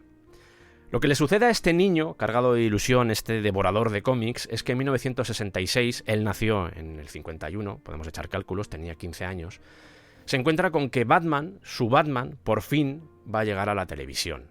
Una serie protagonizada por Adam West va a colmar los televisores de todo Estados Unidos. Y aquel primer día, aquella primera emisión, este niño se sienta delante de aquella caja llena de historias, de personajes seriales, y de repente lo que ve le sorprende. Sí, el inicio pues se acerca bastante a lo que era la definición que había hecho Bob Kane y Bill Finger, y también Jerry Robinson, que no lo hemos mencionado, o creo que no lo hemos mencionado, pero también es importante en la creación o en la gestación del propio Batman. Y dice, vale, la intro está bien, anda, mira, tiene color. Parece que se han gastado dinero en los sets, parece que al menos hay cierta producción. Incluso el coche mola, el coche que hay aquí, que por cierto no lo hemos comentado, pero el coche aquí ya se empieza a tener visos de... Ese es un coche propiamente de Batman, o sea, está modificado de tal manera que no es el coche normal, como hemos visto en las series anteriores, que era simplemente un medio de transporte. Aquí ya es otra cosa, es más de hecho es un signo identificativo. Para los curiosos está basado en un Ford Lincoln Futura de 1955. La gran pregunta que se hace este niño es, ¿por qué la gente se ríe viendo a Batman? Batman no es para reírse, es una persona que defiende a los ciudadanos de su ciudad porque produce risa. Y de repente ahí se da cuenta de que Batman es una broma. Y le hace daño porque dice, este no es mi Batman. Sobre todo ya no la gente que lee cómics, sino todo el público que no conocía a Batman, se está llevando una idea equivocada de lo que realmente es Batman. Este no es el verdadero Batman. ¿Dónde está ese Batman oscuro, esa versión seria que habían hecho Bob Kane y Bill Finger en los cómics? Aquí no está. Esa criatura en la noche que acecha a los criminales, entre las sombras. ¿Dónde está ese personaje? Así que, justo ese día, ese primer día de emisión, desconozco si vio más capítulos de esta serie, pero ese día, esa primera experiencia con esta serie de Adam West, la del 66, este chaval llamado Michael Aslan jura lo siguiente. Voy a encontrar la forma Me da igual cómo, pero voy a luchar toda mi vida para borrar del inconsciente colectivo, del mundo de la cultura, 3 palabras: Pow, Zap y Wham. Que eran las onomatopeyas que aparecían en la serie. Demostraré al mundo que Batman no es esto, sino lo que Bill Finger y Bob Kane crearon en 1937. Es como muy Batman lo que hizo, ¿no? Sí, sí, sí. Lo de jurar delante de la tumba de un Batman muerto del que todo el mundo se reía que se vengará. Totalmente. Me imagino al chaval con truenos y rayos detrás. Te vengaré, Batman. Nadie se reirá más de ti. Sí, tardaría muchos años y además le costaría mucho cambiar esa concepción. La cultura popular, el común de los mortales, lo que va a tener siempre es la imagen televisiva. Es como pasa con los libros y las películas. Al final la gente tiene la imagen de las películas, no de los libros, en muchas ocasiones, ¿no? Pues aquí pasó lo mismo. Ten en cuenta que la serie termina en el 68, la película se estrena en el 89, aunque se hace en el 88, o sea que estamos hablando de 20 años, pero es que encima 1989 era el 50 aniversario de Batman. Así que se mezclaron muchas cosas. Cosas que provocaron que incluso guionistas de cómic se enriquecieran gracias a este hecho. Era el típico año, el 89, en el que tú ponías Batman en la portada de cualquier cosa y con esa Batmanía que explotó, evidentemente se convirtió en un éxito. Cualquier cosa. Y lo bueno que tuvo también esa época es que se reeditaron mogollón de cosas que estaban perdidas en el olvido precisamente por la Batmanía. Llegaremos a la Batmanía, Santi, no te agobies. Vale. Tenemos mucho que contar, seguramente haya un capítulo dedicado a la Batmanía sí. Y así podemos invitar incluso a alguien también que... Algún Batmaníaco. Algún con Batmaníaco problemas. que nos cuente cosas. Tenemos a Michael Aslan, que ha hecho ese juramento delante de la tumba de Batman moribundo. O sea, me flipa eso, ¿eh? De esa televisión reventada por el puñetazo que le dio de cabreo. ¡Los odio!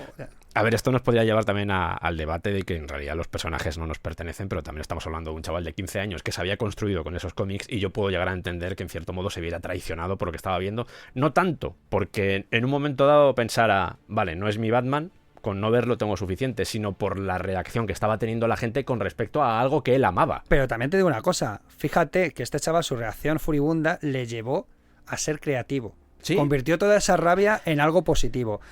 No es el típico imbécil que se fue a Twitter, ¡ah, que esto lo odio! ¿Vale? Pues ya está. Estoy de acuerdo, Santi. Y mira que yo tengo lo mío con Zack Snyder, pero que Zack Snyder es otro tema. No entremos en Zack Snyder, por favor, te lo pido. Si tú has nombrado a Fanzapa... También es verdad. Déjame a mí lo mío. Te lo acepto. Cuando acaba el instituto en 1969, tenía ya 18 años, Michael Aslan, para que nos hagamos un poco la idea del tipo de coleccionista que era, del tipo de lector de cómics que era, ya tenía 30.000 tebeos en el garaje de sus padres. Aficionado. No, es broma, no llego a tanto. Yo tampoco. Yo creo que ni siquiera juntando lo que tenemos los dos. No llegamos a 30.000. Llegamos a 30.000 ni de coña. Ni de coña. A la hora de elegir qué carrera estudiar, elige que sea Derecho, además en la Universidad de Indiana. Lo curioso es que en la Universidad de Indiana se crea un programa que anima a los alumnos a que puedan impartir cursos. Siempre que cuenten con el respaldo de algún tipo de departamento dentro de la universidad, que no sea como... Un curso dedicado a cocinar perritos calientes. Mira, no... Esa idea me mola, llegaré con cualquier chorrada en plan, hola, mi pasión siempre ha sido el macramé. ¿Tiene usted un departamento de la polla? Pues no lo sé. Antropología vale para todo, sí, por sí, decir. ¿Antropología? Efectivamente, antropología. Seguro que hay un profesor... Entonces sí, tú puedes dar su curso. Me flipa ese rollo. Él se entera de que Roger Stern, guionista clásico de cómics, con muchas etapas, incluido, por ejemplo, Batman, ha estado impartiendo un curso de historia del cómic y del arte. Y dice, oye, pues si Roger Stern ha estado haciendo algo así, yo podría hacer algo también, algo parecido con el cómic, que incluya, por ejemplo, folclore, que incluya arte, psicología, historia, sociología, y además en el que se puedan ver los diferentes procesos que envuelven al medio, pues el guión, dibujo, tinta, color, rotulación, todos los elementos.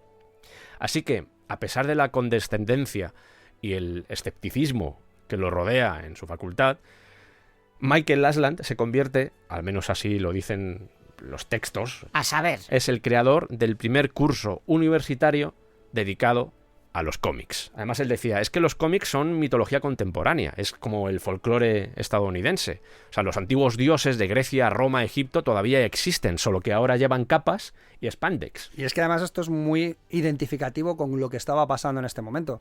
Es que al final, claro, hablar de todo esto es hablar de historia del propio medio de los cómics, porque estaban ocurriendo muchas cosas en el sentido de que los lectores que se habían criado de niños coleccionando cómics ya eran eso, universitarios, gente que hacía análisis críticos, análisis literarios, que estaban llevando el cómic a otro nivel. Muchos de esos niños que crecieron con cómics ya eran autores que estaban extendiendo las posibilidades del medio.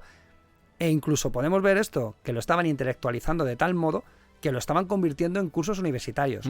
la propia concepción de la venta de cómics, la distribución y venta de cómics, Sí. había cambiado completamente. Ya no eran los kioscos, eran tiendas especializadas. Es una historia muy loca, muy interesante e increíble. La historia de entre finales de los 70 y mediados de los 80, cómo evoluciona el medio. De hecho, creo que no ha habido una evolución mayor del medio desde entonces. La propia historia del Comic Code, por ejemplo. Claro, O sea, es que aquí empieza a desvanecerse. el Claro, Comics y Code. es cuando llegaba esos visos de, entre comillas, libertad, en el que se Eso empiezan es. incluso a experimentar cosas porque no han encontrado todavía su sitio en este momento. Está, y llega la invasión inglesa, que eran autores que no tenían ni idea de lo que era el Comics Code. Se habían criado con otro tipo de cómic y otro tipo de historias. Es una historia apasionante, Sí. pero que evidentemente no tenemos tiempo para tratar aquí, por desgracia, porque como nos dejéis... Seguro que hay gente diciendo, a mí no me importaría, pero bueno, Ya, pero estamos con Batman, todavía estamos Eso, con la historia previa a Batman, aunque ya esto forma parte de lo que es la propia creación de la película, pero creo que es importante también señalar este tipo de cosas porque nos refleja no solo el viaje de este señor de Michael Aslan a la hora de llevar a cabo esa producción, sino también el propio viaje del cómic, Claro. que en el fondo está muy imbricado con la visión que había del personaje. Y es que Michael Aslan es producto de su época. Sí, Es claro. esa gente joven que Sí. estaba llegando a la universidad y estaba reivindicando el cómic como arte y como medio de expresión, tan importante como lo podían ser el cine, Sí, sí. la literatura, o sea, la gente que estaba reivindicando eso, el cómic más allá del mero entretenimiento de ir al kiosco a comprar tu comic book. Y al mismo tiempo enfrentándose a la visión que series como por ejemplo la del 66 había impreso en la memoria colectiva del propio público. Era como, es que los cómics no es solo eso, sino que hay muchas cosas más. Hay un mundo ahí por conocer que tiene un trasfondo y tiene un montón de lecturas desde el punto de vista del folclore, la historia, sociología, psicología, ¿no? Y etcétera. el propio Batman, que aquí, como comentábamos, en esta época estaba empezando a tener cambios significativos Sí. en cuanto a su propia esencia. Estaban recuperando precisamente a Bob Kane y Bill Finger en este momento. Entonces, es que hay muchas cosas que se conectan, maldita sea. Tenéis más información sobre esta época en nuestro especial de cómic y censura. Tenemos a Michael Aslan impartiendo ese curso mientras él está estudiando Derecho, Mm. o sea, al mismo tiempo. Claro, de repente un curso universitario que se dedica al mundo del cómic, esto llama la atención de los medios, la clase se llena de cámaras. Este chaval, este veinteañero, debería tener 21 o 22 años aproximadamente por esta época. Fijaos qué locura, está impartiendo un curso de cómic, el cómic realmente merece un curso universitario, hay debates. El caso es que se agita el árbol y la existencia de este curso llega a DC Comics, aquí ya DC Comics. Desde 1977. Escuchan los esfuerzos y todo el aprecio que está intentando llevar a cabo Michael Aslan para que el cómic esté en el lugar que se merece y dicen, oye, pues le ofrecemos un trabajo aquí en nuestra oficina de Nueva York y así pues puede trabajar incluso como escribiendo cómics. Tarda un poco, estuve leyendo lo que es la historia de Michael Aslan y no empieza a escribir cómics desde el principio, entra con otro tipo de contrato, pero al final acaba colaborando, acaba creando historias en The Shadow y en Batman. Por supuesto. Finalmente, ese sueño que se había planteado de niño, mientras estaba leyendo aquel cómic, como he contado, en aquella habitación, leyendo cómics de Batman, había cumplido el sueño de escribir las historias de Batman. Y esta historia tampoco es tan inusual. De No, hecho, no. Muchos escritores, los dibujantes no, los dibujantes empiezan dibujando. Pero mucha gente que ha acabado escribiendo cómics empiezan precisamente formando parte del bullpen, que es lo que como se conoce habitualmente, en labores de oficina, en labores de edición, en labores menores, vamos a decirlo así, más relacionadas con la producción del cómic que la escritura o la parte creativa, ¿no? Y si cogemos historias de muchos guionistas, han empezado como ayudantes de algún gerifalte, ¿no? De algún tipo de editor, etcétera, etcétera, que por lo que sea al final han conseguido colar un guión en plan, oye, jefe, llevo 3 años aquí y he escrito esta mierda, létela, porfa. Y acaban dedicándose a la escritura. Sí. Y de hecho, al final es una pescadilla que se muerde la cola porque precisamente por esa experiencia en la oficina, muchos de esos escritores han acabado siendo editores muy importantes que han sido fundamentales para la evolución de muchos personajes. Ya estamos, es que esta historia es muy bonita. Otro día os la contamos. Otro día la contamos. Recordemos que una de las promesas que se había hecho era: quiero escribir historias de Batman, quiero ser, en cierto modo, Batman. Él era consciente de que no era viable ya era veinteañero, ya era consciente, ya no era los sueños de un niño de 8 años, sino como, no me apetece ser Batman ahora mismo. Lo de ir al gimnasio lo mal. Me parte la tarde, ¿sabes? Que tengan que morir mis padres no es una cosa que me apetezca papá, ahora mismo. Mamá, seguid vivos. Claro. Llamando todos los días. Me ¿sabes? viene mal. ¿Sabes? Tener una mansión no me sale a cuenta ahora mismo. Lo llevo regular. Son muchos gastos. Pero había prometido una cosa más, que era cambiar la percepción que tenía la gente de ese personaje. Había cumplido un sueño, pero todavía le quedaba trabajo por hacer. Volvió a jurar. Volvió a Otra jurar. vez con rayos y truenos. Con el puñito en alto. En lo alto del edificio de DC en Nueva York. Pues me queda mucho trabajo todavía, Batman. Flipante este señor.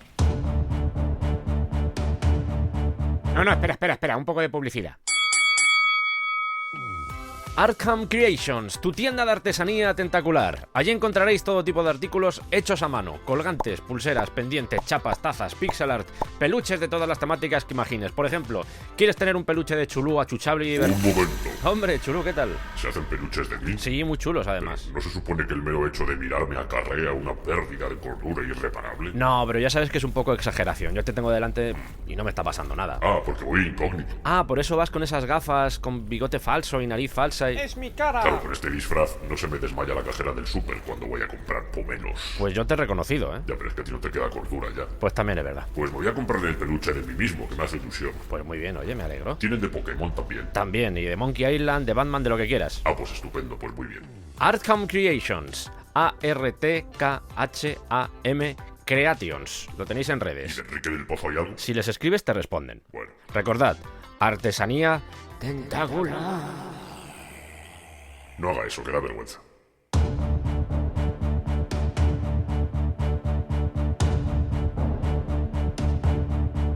Convencido de que había que cambiar, no solo en el mundo de los cómics, sino que en el mundo de la televisión, en el mundo del cine, la visión que todo el mundo tenía de Batman, se va a hablar con el presidente de DC Comics en ese momento, que estuve mirando fechas y creo que en este momento era vicepresidente. Pero esto ya son mierdas mías, Santi. O sea, yo estuve mirando, Sol Harrison, que era su nombre, fue presidente en el 76, pero por más o menos los años en los que creo que todo esto está sucediendo, me da la sensación de que posiblemente era cuando era todavía vicepresidente, que él fue vicepresidente a partir del 73. Datos de mierda que no le importan absolutamente a nadie. A mí me importan, Sergio. Pero, yo estoy contigo, pero que a mí me gusta contar las cosas al menos bien.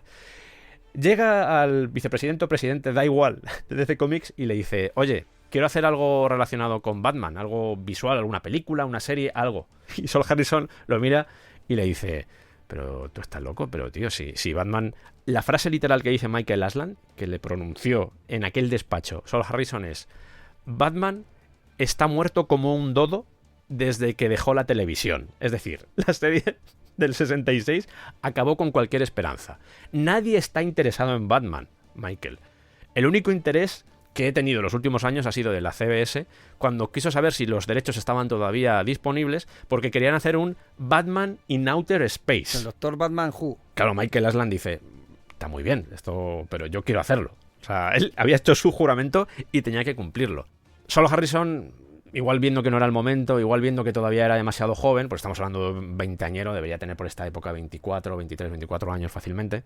Todavía no había terminado la carrera, por cierto. Le dice, oye, mira, antes de meterte con esta historia de hacer un Batman para televisión o para cine, hazte un poco de currículum, acaba la carrera y cuando ya tengas un poco más de nombre o hayas ganado más experiencia, vienes otra vez a mí y hablamos otra vez de esto. No te preocupes, que no va a venir ni Dios. Nadie a comprarme los derechos de Batman. Tú sigue a tus cosas y vuelve, que yo te guardo aquí tu sitio y no pasa nada, ¿vale? Así que Michael Aslan se junta con un compañero, con un amigo, y escriben me imagino que sería una sinopsis o un tratamiento llamado Return of the Batman. No para decir, quiero que se haga esta película, sino para demostrar, sobre todo a la hora de moverlo en el futuro, a través de las productoras, que se podía hacer otro tipo de Batman que no era el de la serie. Es decir, algo que se alejara completamente de ese aspecto campy, de ese aspecto... kitsch, estridente. Sí, pop, como queráis llamarlo, sino que se acercara más a cosas que, seguramente una década después, se empezarían a ver en cómics como por ejemplo El regreso del Caballero Oscuro o, sin ir más lejos, La broma asesina. Eso ya lo estaba haciendo él aquí, aunque tenemos que decir también que el tono que tiene en los 70 el cómic, sobre todo por lo que estábamos hablando también del comic code, cómo se retira, ya empieza a ser también bastante adulto. Eso es. Pero bueno. Todavía no es un cambio rotundo, que veríamos más a mediados, principios de los 80, que vamos a ver cómo Batman de repente ya no es esa idea generalizada que incluso existía en los cómics. De hecho, se convierte en ese personaje serio, obtuso, personaje impenetrable a nivel psicológico. Se empieza a jugar con otra serie de cosas. Incluso eso, el tío que está detrás de la máscara, quién es Bruce Wayne, ¿no? Y con el silencio. Un elemento importante de la propia película del 89 es el silencio, que Batman... La primera aparición de Batman no es una frase creativa de... ¿qué estáis haciendo, chicos? O un vaya, o una cosa... ¿A que no esperabais verme por aquí? Es simplemente la aparición en silencio, porque eso realmente es lo que atemoriza. Batman en silencio, no que hable, no que diga cosas. Pero bueno, porque juego el Batman de los 50. Sí, Bocadillos sí, interminables en la viñeta. O sea, eso no cabía ahí. Lo maleante diciendo, ¿no te vas a callar? ¿Te vas a callar? Deja de hacer chistes, Batman. Madre mía, yo creo que te crees Deadpool o algo. Sí, es que era ese rollo de Madre pegar mía. un puñetazo y soltar el chascarrillo. También te digo que hay que pasar por ese tipo de tramos, por ese tipo de etapas, para Claro. ver lo que no funciona o lo que no hay que hacer. Y sobre todo para reivindicar la esencia. Cuando se pierde la esencia siempre viene alguien que dice, como hemos dicho con este chaval, ¿no? Este no es mi Batman, o este no es el Batman que idearon sus creadores. Esto se ha desvirtuado, se ha vuelto otra cosa completamente distinta. Hay que volver hacia atrás y repensar, ¿no? Y es curioso que ese replanteamiento del personaje que se hizo a mediados de los 70 sigue funcionando hasta el día de hoy. Ya en los 70 empieza a haber ese cambio porque además igual deberíamos hablar del batacazo que se estaba dando el comic book en general, a todos los aspectos. Si te sirve de algo, hemos hablado de esto ya. Sí, en otros lo comentamos, eso es. si te acuerdas, cuando hablamos de las películas de Marvel, creo que con Howard el Pato salió también este tema, incluso hablamos de todo el tema de Drácula y las diferentes colecciones, o sea que no vamos a entrar otra vez aquí, no conviene, pero sí es, creo que pero indicarlo, ¿no? Sí, al menos que vayáis a esos programas también, porque vais a encontrar mucha información que igual estamos pasando por encima, pero sobre todo para entender la época. Hay un cambio bestial con un mogollón de nuevas ideas, precisamente para que la industria sobreviva, porque estaba a punto de desaparecer. Entonces, el cambio hacia un lector más adulto era una de las cosas que se planteó. Ya no era coger un cómic, cambiárselo con otro chaval de tu colegio que te daba otro cómic. No. Los compraban los tíos zumbaos y los metían en bolsas de plástico. ¿Vale? Para que no se estropeasen. Los atesoraban, la palabra atesorar. 30.000 cómics, chaval. 30.000 cómics, joder, ya menudo garaje también claro, tenía. Quería decir. Buen garaje, buen garaje. Solo de cómics, el coche fuera, ¿sabes? O buen salón. No sé dónde lo metería, pero 30.000 cómics. El garaje.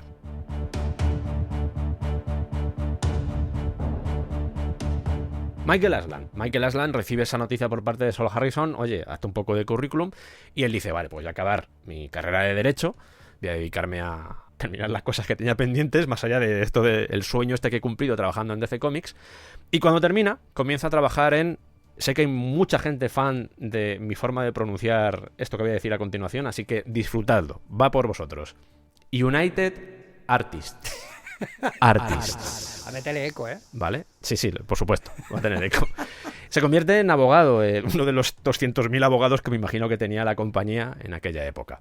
Y pasa ahí 4 años. Pasa 4 años entendiendo, hablábamos, por ejemplo, lo de pasarte tiempo en el departamento de administración de una editorial de cómics para entender cómo funciona. Pues aquí un poco lo mismo. Él pasa 4 años haciendo ese trabajo, compartiendo espacio con ejecutivos del estudio, con guionistas, con directores, con estrellas, y digamos que recibe ese entrenamiento, ese conocimiento que al menos Sol Harrison vio que todavía le faltaba. Llega un momento en el que dice, vale, ya llevo aquí 4 años, creo que ha llegado el momento en el que regrese a la oficina de DC Comics y proponga de nuevo hacer algo con Batman. Sol Harrison ve que Michael Aslan ha subido de nivel y dice, vale, pues te voy a presentar al tío con el que tienes que hablar para sacarlo adelante. Y así, de esta forma, es como empieza todo. Y fijaos que nos estamos deteniendo en la historia de este señor de Michael Aslan porque es importante cómo el sueño de un niño acaba llevando finalmente a que él se convierta en productor ejecutivo de la película y del resto de películas de Batman. Es un viaje del héroe todo esto. Es un viaje del héroe totalmente. O sea, me voy a entrenar, voy a rodearme de mentores para ser un amo en todo esto y producir mis propias pelis. Es muy vender, pues montaré mi casino. Sol Harrison le dice, esta persona te puede ayudar porque claro, tienes que pagar por los derechos. Si quieres comprar los derechos de Batman, vas a tener que pagarlos.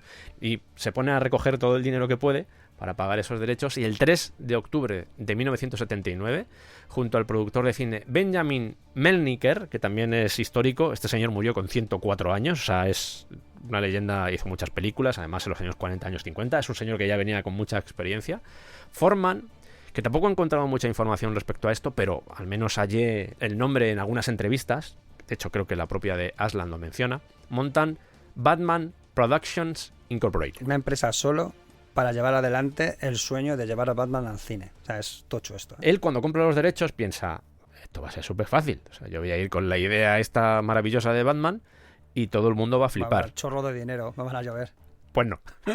¡Sorpresa! Pues no. Nadie lo esperaba, excepto... Bueno, es que me flipa que este señor Ostras, al final esto es una especie de prueba de fe continua, porque Sí. eres el único en el que creen todo esto. Sí. O sea, es alucinante. Es así. Batacazo tras batacazo, todo el Sí, mundo sí. está diciendo Y él sigue. que no, tío. Y él va. Y él va. todavía quedan. No, ya, pero es que me flipa. Y me todavía flipa. quedan.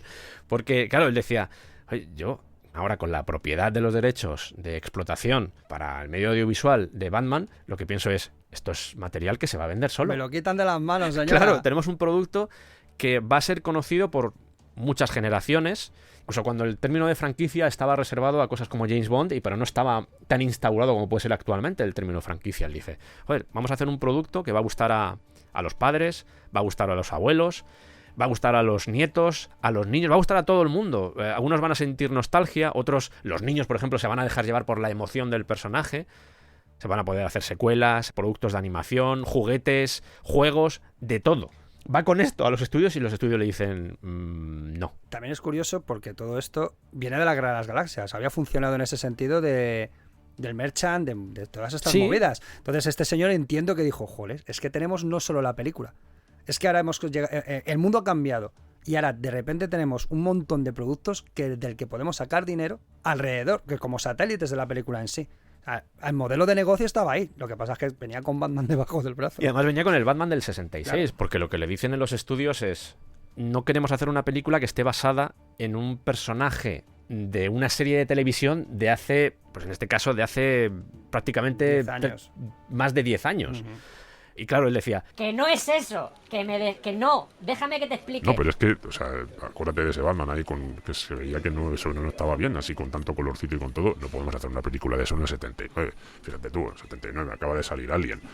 ¿En dónde vas tú con eso? O sea, no tiene sentido. Pero que no es eso. él comenta que le costó sobre todo atravesar esa generación de ejecutivos de estudios que venían de haber vivido ese momento, seguramente de haberse aprovechado de ese momento, pero que ahora no pegaba. Claro, él decía, vamos a ver, que yo sé que muchos de vosotros pensáis que estos son los POWs, los ZAPs, los WAMs, toda esa tontería, pero yo quiero hacer algo serio, yo quiero volver al espíritu de los cómics. ¿Qué pasaba? Que la gente no había leído los cómics. ¿De los de qué? nuevo, Claro, el ya. imaginario era lo de Adam West. Además, en esta época también, y bueno, en cierto modo continúa incluso hasta el día de hoy, los cómics se menospreciaban como Sí. una subcultura menor que no tenía nada que ver con hacer arte o incluso dinero.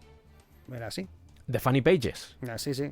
Voy a ponerte un ejemplo ahora mismo. Él lo muestra, se lo lleva a Columbia, porque parece que hay un poco de interés por parte de Columbia, pero sufren un descalabro con Robin y Marian del 76, película de Richard Lester, Sean Connery, Audrey Hepburn, Maravillosa, pero adelantada a su tiempo. que aunque la crítica fue muy positiva, a nivel de taquilla no funcionó todo lo que a ellos les hubiese gustado. Así que no podemos hacer Batman. Pero la película de Robin Hood, o sea, Batman va con Robin, pero Robin no tiene nada que ver nada, ¿no? Dicen, no, es porque hemos cogido un personaje que estaba también en el imaginario colectivo y de repente hemos hecho una película de Robin Hood crepuscular. Y la gente no lo ha aceptado. Así que tú, que te traes un personaje en el que sucede exactamente lo mismo, vas a hacer un Batman serio y no te lo compramos. Según cuentan, Michael Asland se levantó y se fue sin decir nada, muy cabreado. Pero entiendo las dos posturas. Sí. Yo entiendo a la productora. Es que es justo lo que el razonamiento que yo iba a usar. Porque precisamente el público no estaba preparado para ver ese cambio crepuscular de un personaje conocido. Ahora es algo muy común. De hecho, se ha puesto muy de moda darle la vuelta a los cuentos, convertir en crepusculares Caperucita Roja o convertir a los malos en buenos. Pero en este momento esos experimentos, en un momento también en el que Hollywood estaba en crisis, total, estaban buscando nuevos modelos de llamar la atención del público. Robin y Marian es una película magnífica, pero como hemos dicho, está adelantada a su tiempo. Y trabajar la vejez incluso en un Hollywood magnificado por la juventud, pues era complicado. Era trabajar aspectos psicológicos a los que la gente no estaba acostumbrada. Entonces yo entiendo a los productores decir, nos acabamos de pegar un guión como un piano, nos vamos a poner dinero en otra historia crepuscular y oscura porque sabemos lo que pasa. Película recomendable, por otro lado. No, es maravillosa, Robin y Marian, ¿eh? Y además es una película que le pasa a muchas películas que en su momento no funcionan, que el tiempo les da la razón. A mí me flipa esa peli. Hay más ejemplos, ya tenemos que viajar unos años después. Ahora regresaremos otra vez al 79-80, pero creo que también merece ser recordado. Fight. Aslan se da cuenta de que las dos películas de Superman han funcionado y dice, pues esto me lo va a comprar todo el mundo. Así que se va a Columbia de nuevo. Columbia, que había estrenado Annie, estamos en 1982, ya digo, nos hemos adelantado un par de años, que había sido un éxito, pero no había colmado las expectativas por parte del estudio. Y claro, dice, yo quiero hacer Batman. Y dicen, es que Annie ha funcionado muy mal, ¿eh? Vaya, asusta otra vez. Claro, que es Columbia. ¿Pero qué tiene que ver Annie con Batman? Pues que los dos personajes vienen del cómic. Hombre, claro, visto así. Los personajes del cómic no funcionan en el cine, Michael. Deberías saberlo a estas alturas. Y suelta la famosa, que antes he hecho mención, la famosa frase de... Si Pepe viene de José, un pepino sería un josino. No, la digo yo. Ambas historias, ambos personajes, pertenecen a las funny pages, a las páginas divertidas, que es una forma feísima de referirse al cómic. No sé si en este caso Michael Aslan se levantó y le metió un puñetazo. Yo le hubiese dado un puñetazo. Pero sí. Hacerte un esteranco, podemos llamar. Sí, o sea, me hubiese quedado a gusto. En plan, yo ya sé que no voy a trabajar con Columbia en mi vida, pero me voy a quedar a gusto. También, ¿sabes qué pasa? Que muchos de estos ejecutivos, que ya tenían una edad, efectivamente se habían criado con el cómic de los dominicales. Pues las tiras cómicas de los dominicales, que igual que con el tiempo también se habían reivindicado como un cierto tipo de arte, pero para ellos eran eso, la diversión de los domingos de los niños, que sus papás compran el periódico para que los peques lean las tiras cómicas. De hecho, a mí me parece genial eso, porque muchos de nosotros hemos empezado a leer cómics precisamente en esas tiras cómicas de los domingos. Ese fue el inicio de muchos de nosotros. El Pequeño País y cosas similares. Pero aquí El Sol. Y eran ejecutivos que le daban ese sentido mínimo de diversión a esas páginas que eran tiras cómicas. Ni siquiera habían tenido ya el concepto de comic book, y ya te voy a decir del cómic underground y del cómic alternativo que se estaba produciendo en esa época con la contracultura en Estados Unidos. O sea, no le hables de eso porque colapsan esta peña. Ni siquiera United Artists, que ya es de coña, que el sitio, no sé si seguía trabajando ahí. Tampoco querían a Batman, traidores. Voy a decirlo otra vez. United Artists. ¿Vale? En octubre de 1979 es cuando compran los derechos, cuando los adquieren, y en noviembre de ese mismo año es cuando los productores John Peters y Peter Guber se cruzan en el camino de Melniker y de Aslan. Se pueden decir muchas cosas de John Peters, tampoco vamos a entrar en esto. Wow. Peluquero de las estrellas, pareja de Barbara Streisand. Empezó a hacer contactos y al final acabó como productor. Hizo Las brujas de Eastwick, Rain Man, un montón de películas. De hecho, podríamos dedicar solo un programa al peinado de este señor. Te digo más, me acabo de acordar, hablamos en películas que nos hicieron, sí. Hablamos del Superman Lives y ya os hablamos de John Peters. Así y que dijimos mucho de él. Id allí y os enteraréis de todo. Pero se convierten en los apoyos que van a encontrar Michael Aslan y Melniker a la hora de llevar adelante esta película. His name is Kal-El. He will call himself Clark Kent. But the world will know him as Superman. En 1979, Superman ya era un éxito, ya había cautivado a todo el mundo. Superman, la de Richard Donner, aparece, llega a los cines en 1978 y todo el mundo era consciente de que había funcionado.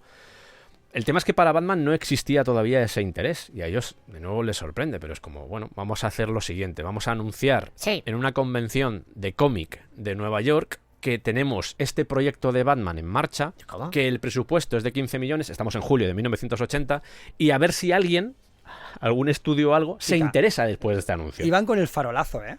Por 15 millones de dólares. Sí, es que no se lo creen ni ellos.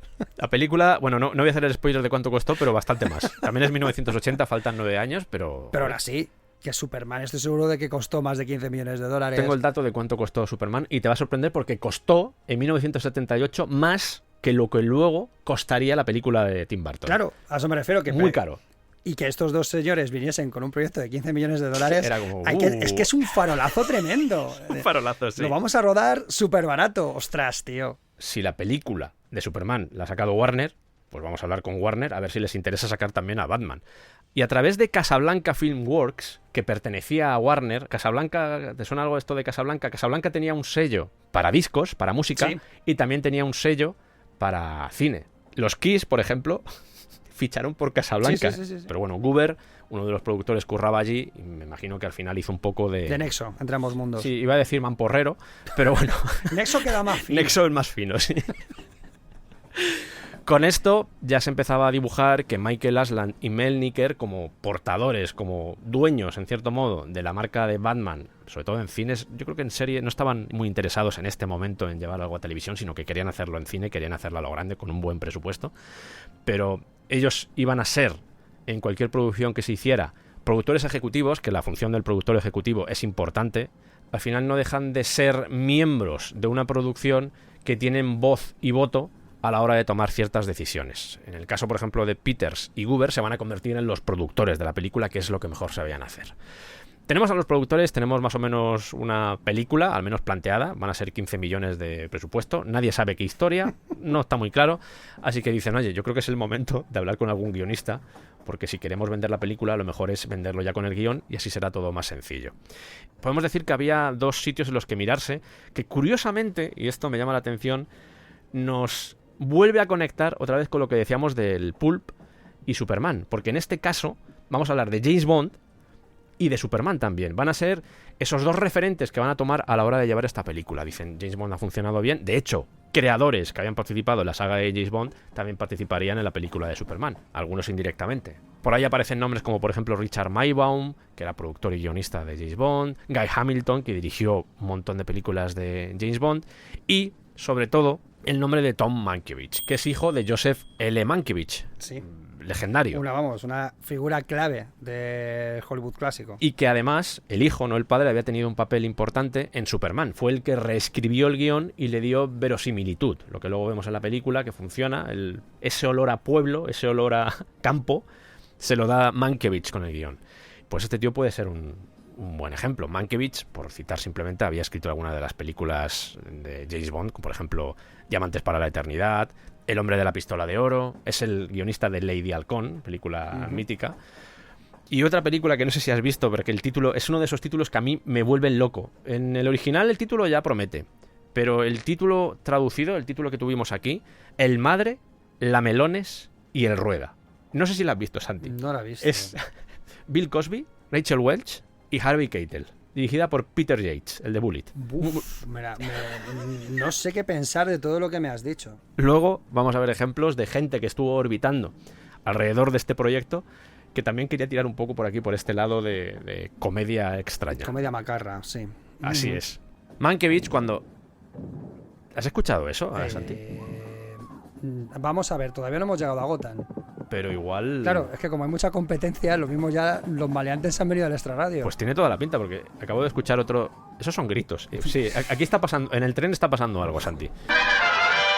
Síguenos en redes y únete al Patreon del Descampado. Es muy fácil y por muy poco al mes podrás disfrutar de contenido extra como análisis de discos, videoblogs, cineclubs, curiosidades, documentación, making of de los programas, etcétera, etcétera. Además estarás apoyando a que este proyecto pueda seguir adelante. Ayúdanos a seguir creciendo como un pepino in the middle of the huerto.